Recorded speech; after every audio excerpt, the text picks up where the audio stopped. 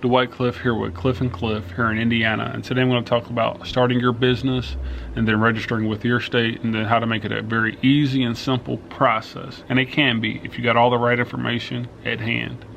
And so let me get right into it. Each state is different, and I don't have a list of everything and the requirements for each and every state that it takes to start a business and be compliant with your state. And so I know about Indiana. I know how simple it can be with Indiana if you got the right information at hand. Right now I'm ready to go.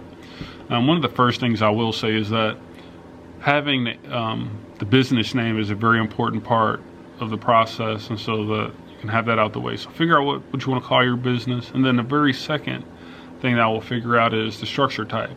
There are many different structure types for your business, and depending on the state, country, you can have a number of different types. But if you're just operating local in your state, I will say that you got a sole proprietorship, you have a LLC, limited liability company, and then you have an S Corp and a C Corp.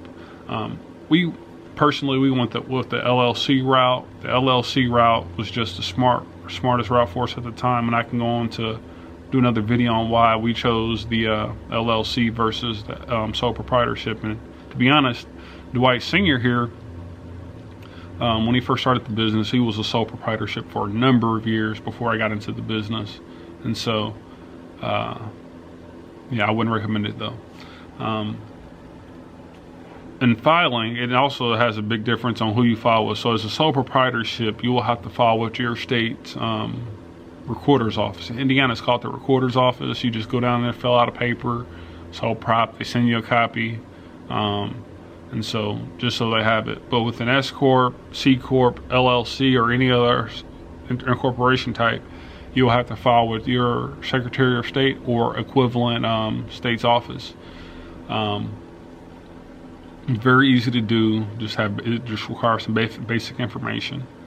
And then the next thing you'll want to figure out is the address of your business. If you're operating out of your home, I got a very simple and cost-effective solution for you to make you come off with a lot more professionalism when you're going out to meet clients, on your business card, on any type of marketing material that you may have, and even legal documentation. And so I recommend, if you don't have an office that you're operating out of that you can't put on the address on your stuff, on your information, on your documentation, get a P.O. box. A P.O. box is very cost effective.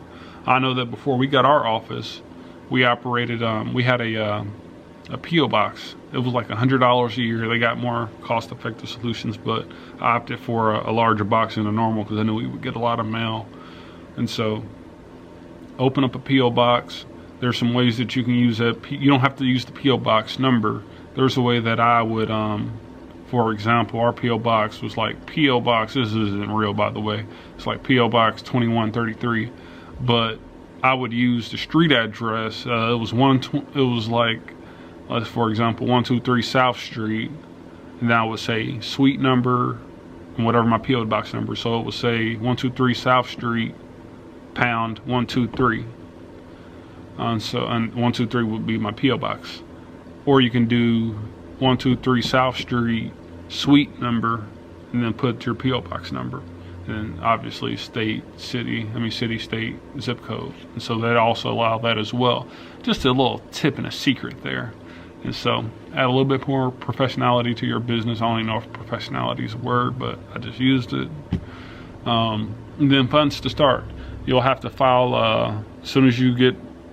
A lot of this stuff is done online as well. I know that you can probably do it in person, but I've only done it online for the businesses that I operate. And so usually there's about between $150 to $300 somewhere in there. In Indiana, it's $210. I believe last time I checked, to start your business and incorporate it and all that good stuff. It's good for, I think, 2 or 3 years, and then you'll have to just let them know that you're still active, and I believe there's going to be another fee at that point, another $200. So every few years, just plan on spending that $300 to keep your $200 to keep your business active, depending on your state. But please check with your state to figure out exactly what requirements there are. And then another important step is to figure out if you're going to have on your filing documentation a registered agent. And what a registered agent is provides you a little insulation of contact. And so A registered agent is someone that will be on all the state filing documentation. And so if you have a business and you don't want to be directly contacted from people that can get online and just quickly find your information, you can have a registered agent. And so all the documentation and phone calls will go to that person, because if generally marketers and stuff are looking for information, they go to the state Secretary of State's website, they can pull the information from that website, and then they'll contact that person registered as the registered agent. For us, we're our own registered agent. I'm not too much worried about that. We don't get a lot of mail and calls from just random people. And so if you have a business where you feel like you may be contacted for weird things, then by every means have a registered agent. Generally they're another cost to your business, another $300 a year. I didn't want to spend that. We didn't want to spend that, and so we opted not to use a registered agent. But I know other businesses do, and so if you want to go that route, go ahead. Then also have an email together. You can use your Yahoos, your Gmails, whatever the case may be. We personally, we have a handle with our email. So our name of our business is Cliffs Construction. So my email is just thecliff@cliffsconstruction.com. And so there's a way you can set that up for your business if you want that. If you want to know how to set your business up with having like a professional email and not the standard Yahoo, Gmail, let me know. I can definitely do a video on that, and I don't mind that as well.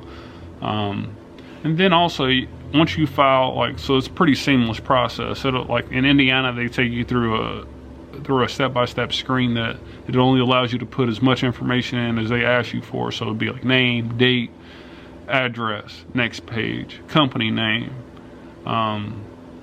address of the business, dated you want to start it, all that good stuff. So it's very simple. It's very step-by-step. It walks you right through. And then Department of Revenue, that's another place that you will want to file. And then also, if you're a LLC, you'll want to file with get your tax EIN number, and that's very simple to do as well. So like on a banking information, accounting information, you don't have to put your social security number.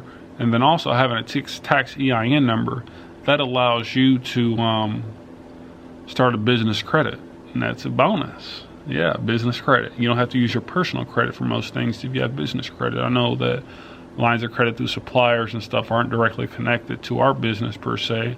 They're connected to our our tax EIN number for our business. A lot of those lines of credits are personal guaranteed though, so depending on what you're doing, the tax EIN may be sufficient for you.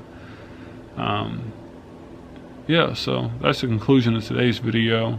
Let me know what you want to learn more about. I'm all ears. Me and Dwight Singer are all ears. We'll get him on some videos here soon. Thank you for watching. Dwight Cliff here with Cliff and Cliff.